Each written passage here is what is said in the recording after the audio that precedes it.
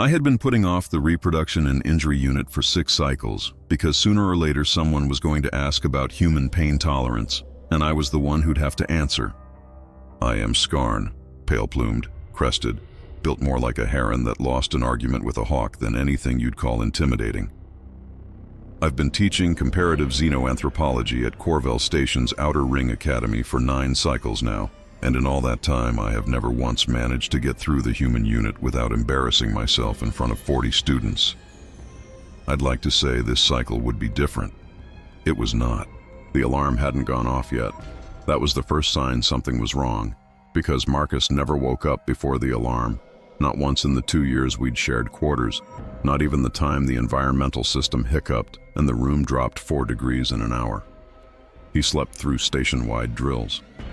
He slept through my own species' version of a doorbell, which is a chime pitched specifically to wake the Skarn nervous system out of a dead rest. He did not, however, sleep through the smell of his own coffee substitute burning itself dry in the heating unit, which is how I found myself awake at an unreasonable hour, wrapped in a blanket nest with a human who was somehow radiating heat like a small reactor core. That's the first thing nobody warns you about. Humans run warm. Not fever warm, not sick warm, just warm, all the time. A low simmering furnace of a body that makes sharing a sleeping nook feel like sleeping next to a sun-warmed rock in the middle of winter. My people run cooler, our internal temperature sitting a good 4 degrees below theirs on any objective scale, so the first few months of cohabitation I genuinely worried something was wrong with him. It took a very patient station medic and an even more patient boyfriend to convince me that no, this was simply what a human felt like, all the time, forever. The second thing was the breathing. Marcus breathes in these long, slow, catastrophically irregular patterns when he's deep asleep, sometimes stopping entirely for 4 or 5 seconds before starting again with a little snort that he will, to this day, deny ever making. The first time I heard it, I nearly called the medical bay. He laughed at me for a week. The third thing, and this is the one that still gets me, 9 cycles into my career of studying this exact species professionally, is that humans dream with their eyes moving. Not metaphorically, actual rapid, visible motion beneath the closed lid, like something is happening behind there that the rest of the body isn't invited to. Marcus was doing it right then, eyes flicking back and forth under closed lashes, one hand twitching against my arm like he was reaching for something in whatever place his mind had wandered off to. "You're doing the eye thing again," I told him, mostly to myself because he was very much unconscious. He mumbled something that might have been my name. He calls me Yule, short for Yulin, which nobody else in 9 cycles has ever been permitted to shorten, and burrowed deeper into the blanket nest without waking. I let him have another 11 minutes before the coffee substitute finished carbonizing itself into a smell no amount of station ventilation was going to fix. And at that point, self-preservation won out over affection. I extracted myself, genuinely extracted, one limb at a time, the way you disarm something, threw on my instructor's sash, and left him half-tangled in the sheets with a promise to bring back something that wasn't burned. I did not have time to keep that promise. I was already late. The Outer Ring Academy sits on the 3rd orbital ring of Corvell Station, and my lecture hall, Hall 7, if you're ever unfortunate enough to need directions to it, was built for a species that liked acoustics dry and light warm, which means it's a long, amber-lit room with sound-dampening ridges along the ceiling and gravity held at a flat 1 standard, comfortable enough that half my student roster complains it's too heavy, and the other half complains it's too light. Nobody is ever satisfied. That, if nothing else, is a constant across every species I've ever taught. I hold the title of Senior Instructor of Comparative Xenoanthropology, a title that sounds far more dignified than the job actually is, because roughly a third of my curriculum, every cycle, without fail, is humans. Just humans, capital H, an entire unit unto themselves, because the Confederation's Anthropology Board decided 6 years ago that no species integrated this recently had ever generated this much confused, fascinated, faintly alarmed paperwork, and that the only responsible thing to do was make somebody teach it properly, instead of letting rumor do the job badly. That somebody, this cycle and the 8 before it, was me. The course has run for 6 cycles under my instruction, and I inherited it from an instructor Balith who fled to administrative work within 18 months, which every incoming student assumes is a coincidence and no outgoing one does. There's a rule, unwritten, quietly ignored by everyone including myself, that instructors are not supposed to be in relationships with the species they're teaching about. I have broken this rule for 2 years running. Nobody has said anything. I suspect nobody wants to be the one to bring it up. Today's lesson was Unit 4, Physiology and Injury Tolerance. I had been dreading it since the semester schedule posted, because Unit 4 is the one where the questions stop being about culture and start being about bodies. And bodies, as it turns out, are exactly the subject where my professional composure and my personal life have the least amount of daylight between them. They filed in the way they always do, loud, uneven, entirely too awake for the hour. Cadet Brenna of the 9th Bloom came in first, as always. 4 of her 6 limbs already occupied carrying data pads for classmates who hadn't asked her to.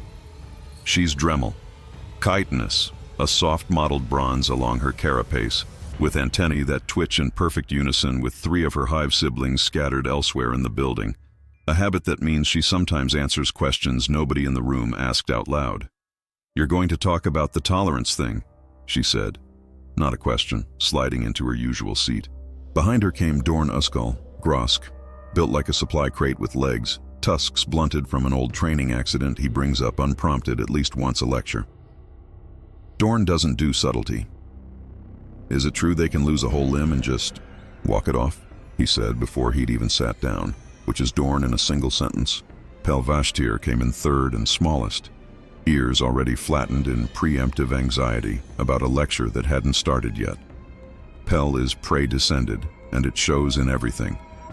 The low crouch walk, the way any loud noise sends her half out of her seat, the way she'd already decided this lecture was going to be too much before I'd said a single word. Tavik Wren slid into the seat by the humidifier vent, because Tavik's amphibious skin dries out under the hall's climate control, and the pale bioluminescent patches along their throat were already pulsing faint gold with pre-lecture anticipation. A color I'd learned meant excited, distinct from the blue of nervous and the green of something else entirely, that I try not to think about too hard when it shows up during the human unit specifically. And last, inevitably, unrepentantly late, came Eris Call. Feathers already half ruffled with the sheer thrill of a topic she considered the best gossip the semester had to offer. "I heard," she announced to the room at large, settling into her seat with the particular smugness of someone who'd clearly spent the night before reading unverified forum posts, "that humans can bleed for days and just keep going." "That is," I said, setting my data pad down, "an extremely imprecise way to open a lecture on hemostatic response, and also not entirely wrong, which is the worst possible combination for a rumor to be." Dorn grinned. Pel's ears flattened further. Somewhere in the building, one of Brenna's hive siblings apparently said something funny, because her antennae twitched with laughter that had nothing to do with anything happening in my classroom. I'd known this question was coming since the semester schedule posted. Not the tolerance question generally. That one's easy. That one has charts. The one I'd actually been dreading, the one every cohort eventually worked their way around to whether I wanted them to or not, was the injury recovery rumor. The one about the human soldier, real incident, thoroughly documented, entirely too well known across 3 sectors now, who'd continued a defensive engagement for the better part of 11 minutes after a wound that should have been immediately incapacitating by any Confederation medical standard. It's in half the recruitment pamphlets. It's the reason human personnel get flagged for elevated risk tolerance on every joint operations roster in this quadrant. "We're going to talk about tolerance and injury response today," I told the room, "and I want to be clear going in. This is not a story about violence. This is a story about biology. About what happens when a body evolved on a world that did not forgive weakness gets asked to keep functioning past the point every other species in this room would have already stopped." "Are we finally getting the 11-minute story?" Eris asked, not even trying to sound casual about it. "We are getting the 11-minute story," I confirmed, and the room made a sound like a held breath finally released, Dorn's grin widening, Tavik's throat patches flaring brighter gold, Brenna's antennae going still with focus, Pel sinking a half-inch lower in her seat like she could brace for it. "Professional," I told them, mostly to myself. We're keeping this professional. I would like the record to show that I believed that at the time, sincerely. Dorn's hand went up first, because Dorn's hand always goes up first. How much blood can a human actually lose before it's a problem, like a real number? Adult humans carry roughly 5 liters of blood, I said. Losing 15%, under a liter, is generally tolerated with minimal symptoms. It's not until you cross 30% that the body starts genuinely struggling to compensate. For context, most Confederation species start showing critical distress somewhere between 8 and 12%. I let that sit. Dorn looked delighted. Pell looked like she wanted to be anywhere else. Ooh, that's not the strength thing, though, Dorn pressed. Someone told me a human once carried another human out of a collapsed structure, full grown, over open ground, for 6 kilometers. That's documented, I confirmed. Adrenal response. It's a hormonal flood that temporarily overrides the body's normal pain signaling and fatigue limiters. It's not that the person becomes stronger than they are. It's that their own body stops telling them they've reached their limit. Until well past the point, every other species in this room would have already collapsed. Including mine. I did not say, because I didn't need to say it. Every Skarn in the room already knew our own pain threshold was comparatively a polite suggestion. Brenna's antennae twitched. Confederation scholars believe the adrenal system evolved as a stopgap for a species without natural armor, claws, or venom, she recited, half to the room and half to whatever conversation was happening in her hive mind elsewhere in the building. Compensating aggression through unpredictable, unsustainable bursts. That's the polite academic framing, yes, I said. The blunt framing is that humans evolved without a single reliable natural weapon, so evolution gave them the ability to ignore their own injuries just long enough to either win or escape. It's not a strength. It's closer to a very well-organized form of denial. Tavik's throat patch pulsed a deeper gold. Is it true they don't feel pain the way we do? They feel pain exactly the way you do, I said. That's the part people get wrong. Humans have a full nociceptive system, entirely comparable to any Confederation species. What's different is what happens after the signal arrives, a documented ability to consciously override the behavioral response to pain, in the short term, through what they call willpower, which is not a biological term, but I have never found a better one. I paused. One historical incident, the Halverson Ridge engagement, 11 minutes, single combatant, continued defensive operations after an injury that should have ended the engagement in the first 90 seconds by any of our species' medical standards. The room went very quiet, in the specific way a room goes quiet right before it gets loud again. 90 seconds, Pell repeated, ears flat, voice small. And humans just don't. Humans don't, I confirmed. Not immediately, not always, but often enough that it's the baseline assumption in every joint operations briefing I've ever reviewed. Eris leaned forward, feathers puffing with the particular thrill of a question she'd clearly been saving. Is it true they can survive things that should kill them just because they're too stubborn to stop?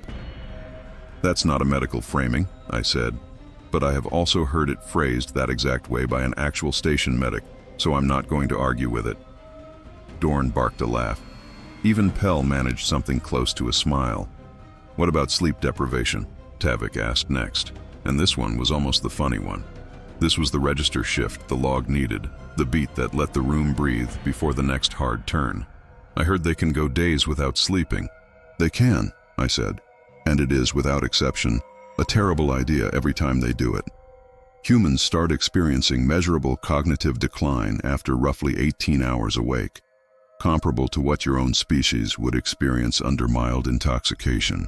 Past 48 hours, they begin hallucinating, and they do it anyway, constantly, voluntarily, for reasons ranging from academic deadlines to what they call one more episode.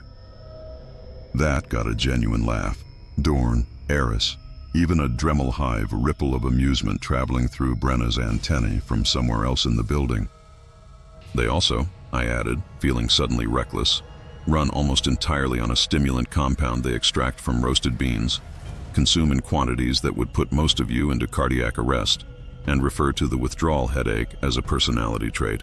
Dorn actually applauded. I regretted opening that particular door. "Wait," Eris said. "Antennae? No, feathers. Wrong species. I'm getting ahead of myself here even telling it. Feathers rising with fresh interest. Does that mean the strength thing and the stubborn thing and the caffeine thing are all connected? Like it's all the same broken system just going off at different times?" "That is," I admitted, "a more astute observation than I'm comfortable giving a first-year credit for. But yes, it's one nervous system, tuned for a hostile world, that never quite got the memo it doesn't need to run that hot anymore." That was when Dorn predictably tried to derail it. "So could a human survive in vacuum, even for a second, just to see the look on their face?" "No," I said, flat enough that even Dorn recognized the tone. "And we are not doing hypothetical vacuum scenarios in my classroom, Dorn. We have been over this." It was one time. It was 3 times. Pell's hand went up next, small and hesitant, the way it always does right before she asks the question she's most afraid of the answer to. "Is it true they can get an infection from something tiny, like a scratch, and it can actually kill them? Because that seems like it contradicts everything you just told us." "It doesn't contradict it," I said, gentler now, because Pell's questions always deserve gentler. "It's the same coin, other side. Humans evolved to survive massive acute trauma. The strength, the pain override, all of it. But their immune response to sustained microbial threat is, frankly, mediocre by Confederation standards. A human can walk 6 kilometers with a companion slung over their shoulder and a wound that should have ended them, and then die 2 weeks later from an infection and a scratch they got doing something completely mundane because nobody irrigated it properly. It's not a contradiction, it's just an animal built for one kind of danger and not particularly well optimized for the other." Pell's ears came up, just slightly, in the way that meant she'd filed the fact somewhere it didn't scare her anymore. Eris's hand shot up again, and this was the one. I felt it coming a half-second before she said it, the way you feel a change in air pressure before the storm actually arrives. "Is it true," she said, entirely too pleased with herself, "that human pair bonds run warmer, like literally warmer, body temperature warmer, than any other species, and that's part of why they bond so fast with non-humans, because it's basically constant physical?" I did not technically drop the data pad. I want that on the record. It came close to leaving my grip, tilted at an angle no datapad should tilt at, and I caught it against my chest with a small, undignified sound that I am choosing to describe, for posterity, as a cough. "That's a popular theory," I said, and my voice did something in the middle of that sentence that I am also choosing not to examine too closely. "Thermal differential is documented as a factor in cross-species cohabitation comfort, yes. I wouldn't call it the reason bonds form quickly. Correlation, not causation." Tavik's throat patch flared a bright, knowing gold. Brenna's antennae had gone very, very still, which for a Dremel is basically a raised eyebrow. "You went a whole octave up on thermal differential," Eris said, delighted, feathers rising in full molt-adjacent embarrassment detector mode, except the embarrassment wasn't hers. "I did not." "You did," Dorn confirmed unhelpfully. "We are returning," I said, with as much dignity as I had left, "to the tolerance unit. The class let me have it, mostly, which I appreciated, though Eris kept a very small, very smug smile going for the rest of the lecture that I decided not to address further. Some battles you concede early to save time, 2 decks down and 1 wing over. In guest quarters not built for 6 limbs but adapted well enough, Cadet Brenna of the 9th Bloom's Hive Sister. Off rotation, off duty, and off the record for this particular story. Knocked twice on a door that opened before her second knock finished. "You're early," said the human on the other side, a woman named Priya who worked traffic control on the lower ring and had absolutely no business looking that pleased about a Dremel showing up with a confiscated snack ration under one arm. "I'm exactly on time." The Dremel, call her Vess, for the purposes of a story that isn't really about her, corrected, holding up the ration pack like a trophy. "I traded a whole week of mess credits for these. They're called dumplings. Apparently they're a whole cultural category, not just one food, and I intend to be educated about all of them starting tonight." Priya laughed, stepped back to let her in, and the door slid shut behind them on a room lit low and warm. Some human film already queued up on the wall display. Something with subtitles, something Vess had specifically requested because she liked reading the words at the same time as hearing them, said it helped the language settle differently in her thinking. "You said you had a whole opinion queued up about the movie from last time," Priya said, settling onto the cushions, patting the space beside her. "I have several opinions," Vess said gravely, folding down beside her with the careful economy of someone whose limbs took up more room than the furniture was built for. "All of them are that the second lead should have ended up with the pilot instead, and I will be defending this position at length." "At length," Priya repeated, smiling in the specific way that made Vess's antennae dip toward her without permission, the film already forgotten before it had even started, the door already closed, the evening already unhurried and small and entirely theirs. Back in Hall 7, the tolerance unit wound down the way it always eventually does. Not with a bang, but with the room finally running out of steam, the questions getting smaller instead of bigger, which is the actual sign a lecture's working. It was Pell who asked the last one, hand up so small I almost missed it. "Does it scare you, loving someone whose body works like that? Something that runs that hot and breaks that easily and pushes past its own limits without telling anyone?" The room went quiet in a different way this time. Not anticipation, just attention. I didn't deflect. I'd deflected enough for one lecture. "Yes," I said. "Sometimes. Every time he doesn't answer a comm fast enough, some small, unhelpful part of my brain runs through every statistic I just gave you. But it's not the whole of it. He's not a body that breaks to me. He's just warm and stubborn, and worse at waking up than any creature has a right to be, and mine for now, in whatever way any of us get to have anyone." I paused. "That's not a scientific answer. It's the only one I've got today." Pell's ears came all the way up. That was when the end of period chime went off, mundane and unceremonious, the way real workdays always end, whether or not the moment deserves better. Students gathered their things, the room dissolving back into ordinary noise, Dorn already loudly recounting the 11-minute story to someone in the hallway who hadn't been in the lecture, Eris still smug, Tavik's throat patch settling back to a resting pale blue.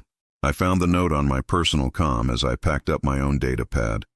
Marcus, apparently finally conscious, apparently aware the coffee substitute had not survived the morning. Made it to work on time for once. "Miss the nickname yet?" I smiled at that more than the message probably deserved, thumbed back a short reply, and pulled my sash straight before heading out into a hallway still faintly buzzing with 40 students' worth of newly acquired, mostly terrifying, entirely accurate human trivia. Some species get weapons, some get armor. Humans got a body that refuses to know when it's supposed to quit. And somehow, against every reasonable instinct I have, I went and fell for one anyway.